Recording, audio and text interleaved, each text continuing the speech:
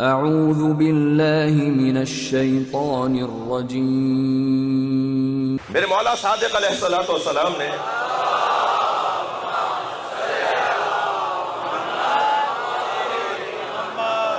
اپنے تمام ان اصحاب کو جنہیں حضرت نے تخصص سے نوازا تھا، متخصص بنایا تھا، اسپیشلسٹ بنایا تھا، حضرت حشام ابن سالم، حضرت مومن طاق، حضرت ابو بصیر، حضرت عمران ابن عایون، امام کے 18 اصحاب تھے، توجہ میری طرف ہے، امام کے 18 اصحاب تھے جنہیں امام نے متخصص بنایا تھا، ہر ایک کو علیحدہ فن کا متخصص بنایا تھا۔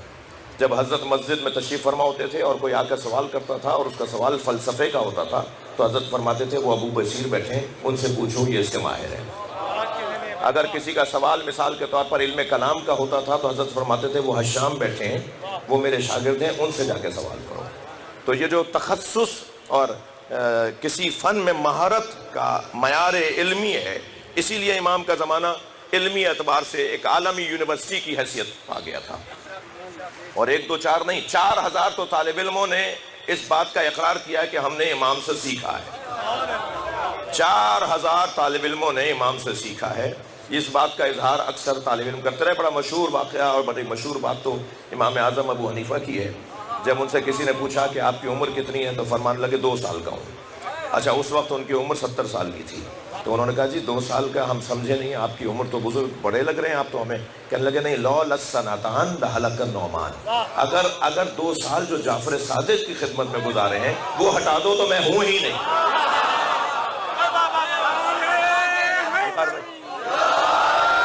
تو ایک دن امام نے اپنے ان چند اصحاب کو فرمایا کہ انہیں بلاؤ، ان سے مجھے ملنا ہے۔ تو پھر ملاقات کے درمیان حضرت نے مثلا ابو بصیر سے کچھ فرمایا، حضرت مومن طاق سے کچھ ارشاد فرمایا، اور ایک مرتبہ جب حضرت حشام ابن سالم کی طرف دیکھا، توجہ میرے ساتھ ہے، جب حضرت حشام ابن سالم کی طرف دیکھا تو حضرت نے فرمایا حشام تم بتاؤ تمہارا عمر ابن عبید اللہ کے ساتھ کیا مناظرہ رہا؟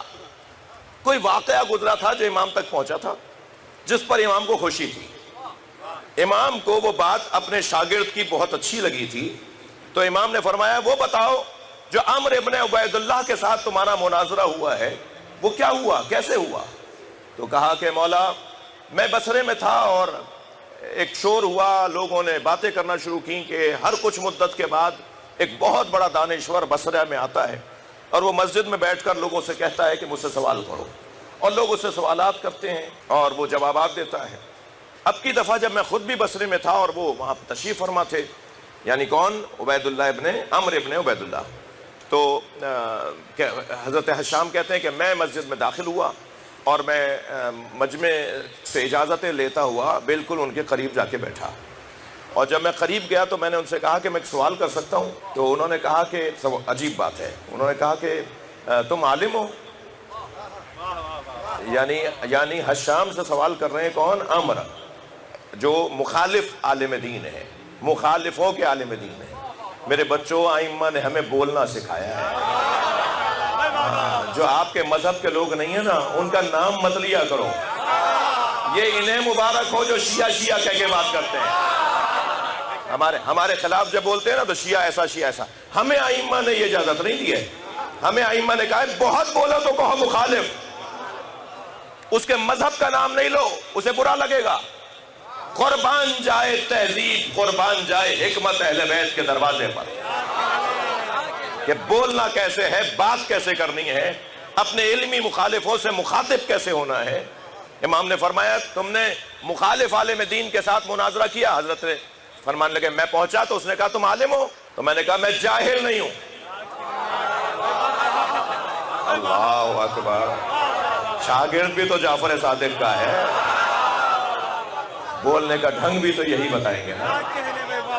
توجہ کر رہے ہیں آپ حضرات؟ تو فرماتے ہیں کہ میں نے کہا کہ میں جاہل نہیں ہوں، میں آپ سے سوال کر سکتا ہوں؟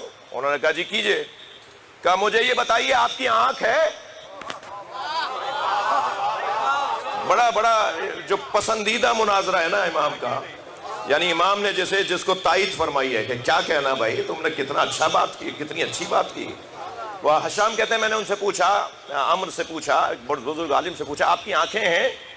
انہوں نے کہا یہ کون سا سوال ہے، یہ کیا سوال ہے؟ کہا حضور ناراض نہ ہو، بچہ ہی سمجھ کے جواب دے دیں کہ کوئی بچہ سوال کر رہا ہے۔ آپ کی آنکھیں ہیں؟ کہنے لگے ہاں ہیں۔ کہا میں بتا سکتا ہوں کہ ان آنکھوں سے آپ کیا کام لیتے ہیں؟ پھر ناراض ہونے لگے، تم کیسا سوال کر رہے ہو؟ کہا حضور میں نے آپ سے کہا کہ آپ مجھے بچہ ہی سمجھ کے جواب دیتے رہیے۔ کہنے لگا میں ان سے دیکھتا ہوں۔ تو حشام کہتے ہیں میں نے ان سے پوچھا، جواب مجھے آ گیا۔ اب آپ سے دوسرا سوال یہ ہے آپ کے ہاتھ ہیں؟ انہوں نے کہا پھر یہ عجیب سا سوال، کہا حضور آپ مجھے جواب تو دیجئے۔ کہنے لگے ہاں میرے ہاتھ ہیں۔ کہا ان سے کیا کام لیتے ہیں؟ کہنے لگے میں ان سے کام لیتا ہوں تاکہ میں کسی چیز کو مس کر سکوں، لمس کر سکوں، کسی چیز کو اٹھا سکوں۔ کہنے لگے اچھا مجھے آپ جواب دے سکتے ہیں آپ کی زبان ہے؟ کہنے لگے یہ بھی کوئی سوال ہے؟ بھائی میں تم سے بول رہا ہوں، بات کر رہا ہوں۔ کہا حضور جواب دیجئے کیا کرتے ہیں؟ کہا میں بولتا ہوں۔ کہا آپ کے پیر ہیں؟ پھر انہوں نے تعجب کیا، انہوں نے کہا جی جواب؟ کہا ہاں ہاں پیر ہیں اور ان سے میں چلتا ہوں۔ تو پھر آخر میں انہوں نے کہا آپ کا دل ہے؟ ہاں آخر میں حضرت حشام سوال کر رہے ہیں آپ کا دل ہے؟ کہنے لگے ہاں دل ہے۔ کیا بتا سکتے ہیں کہ آپ دل سے کیا کام لیتے ہیں؟ کہنے لگے دل سے میں اعضاء و جوارے کے بارے میں صحیح فیصلے لیتا ہوں، میں اپنے دل سے فیصلہ لیتا ہوں کہ کہاں مجھے ہاتھ بڑھانا ہے، کہاں قدم بڑھانا ہے، کہاں آنکھ اٹھانی ہے، کہاں زبان کھولنی ہے۔ تو حشام نے کہا جب ایک 6 فٹ کے بدن کو بغیر امام کے نہیں چلایا جا سکتا، تو آپ کا عقیدہ ہے یہ ساری کائنات بغیر امام کے چل رہی ہے؟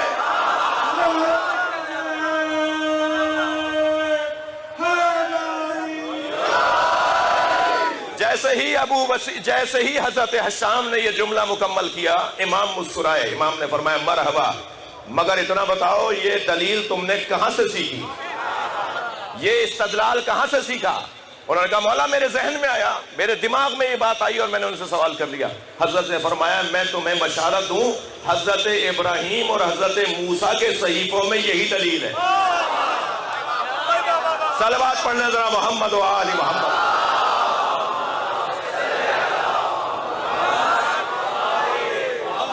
میں نے طے کیا تھا اپنے آپ سے کہ آج عقلی دلائل کے اوپر ہی بات رہے کہ عقل کا تقاضا امامت کے حوالے سے کیا ہے۔ میں کوئی 15-20 کتابوں کے عکس لے کر آنا چاہ رہا تھا، مگر میں نے سوچا کہ نہیں اتنا زیادہ کاغذوں کا جو ہے وہ ڈھیر نہیں لے کر آؤں، پلندہ نہیں لے کر آؤں۔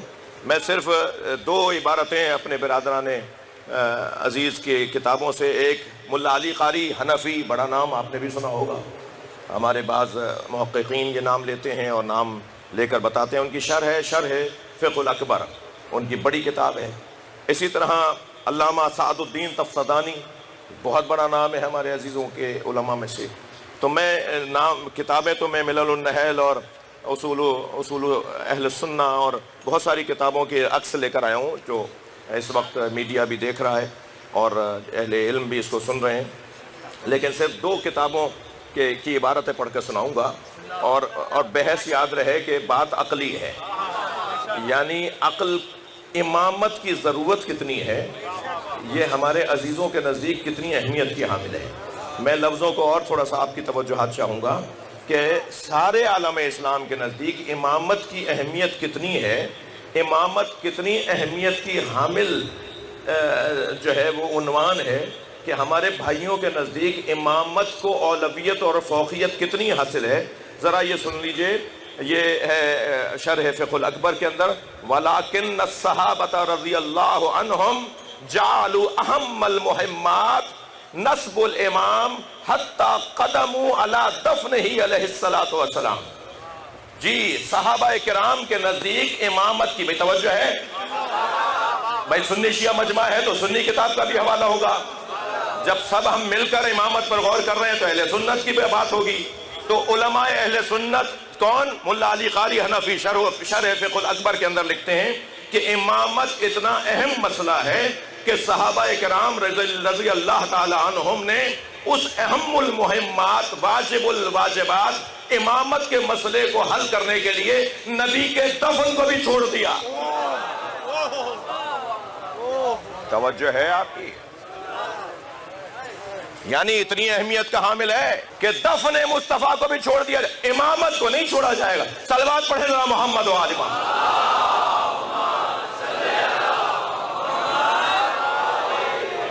علامہ سعد الدین تفتازانی شرح عقائد نصفیہ میں باب نصب الامام واجب، امام بنانا واجب ہے، امام بنانا واجب۔ عقلی بات ہو رہی ہے، اس سے متعلق جو باتیں ہیں مجھے اجازت دیں کہ آئندہ کروں۔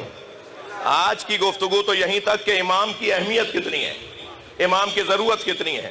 علامہ تفتازانی کہتے ہیں وَلِأَنَّ الْإِمَامَةَ قَدْ جَعَلُوا أَهَمَّ الْمُهِمَّاتِ بعد وفات النبی علیہ السلام نصب الامام حتی قدموه علی الدفن۔